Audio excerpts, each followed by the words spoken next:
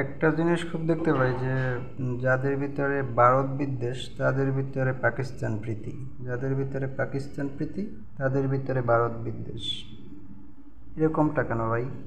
ভারতও বাংলাদেশের শত্রু, পাকিস্তানও বাংলাদেশের শত্রু।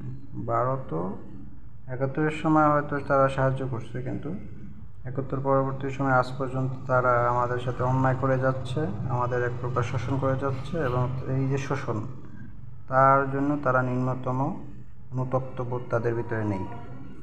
এবং পাকিস্তানও ৭১-এর আগ থেকে, ৭১-এর পূর্ব থেকেই, সেই ভারত ভাগ হওয়ার পর থেকেই আমাদের শোষণ করছে, এবং ৭১-এ সেই শোষণের অবসান ঘটাইছি আমরা রক্তের বিনিময়ে দেশ স্বাধীন করে। কিন্তু সেই যে স্বাধীন হয়েছি আমরা, তবুও কিন্তু পাকিস্তান এখন পর্যন্ত সেই যে তারা ভুল করছে সেজন্য তারা অনুতপ্ত না।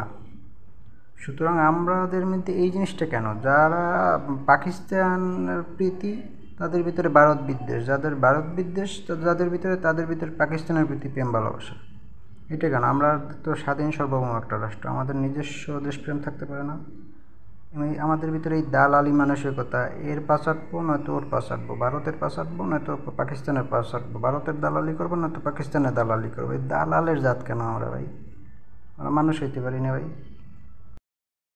৫ই আগস্টের পরবর্তী থেকে এখন পর্যন্ত দেখতেছি যে বাংলাদেশে প্রবল পরিমাণে ভারত বিদ্বেষ তৈরি হয়েছে। এটা ভালো দিক, ভারত বিদ্বেষ সৃষ্টি হয়েছে। কিন্তু তার বিপরীতে প্রবল পরিমাণ পাকিস্তান প্রীতি সৃষ্টি হয়েছে, যেটা দেখলাম যে মোহাম্মদ আলী জিন্নার মৃত্যুবার্ষিকী পালন, সেখানে উর্দু বক্তৃতা দেওয়া, সেখানে এক প্রকার স্বাধীনতাকে, বাংলা স্বাধীনতা নিয়ে নেতিবাচক নানা রকম কথা বলা, যা শুনলে মাথা আউলাই যাওয়ার অবস্থা হয়। এই টাইপের অবস্থা কেন হবে আসলে? আমাদের দালালি মানসিকতা কেন? আমরা তো স্বাধীন সার্বভৌম রাষ্ট্র, আমাদের নিজস্ব পতাকা আছে, আমাদের নিজস্ব স্বাধীন ভূখণ্ড আছে। আমরা আসলে কোন দিকে যাচ্ছি? আসলে আমরা কি আলোর সন্ধানে, আসলে আলোর দিকে যেতে গিয়ে আসলে আরও অন্ধকারের দিকে যাইতেছি নাকি?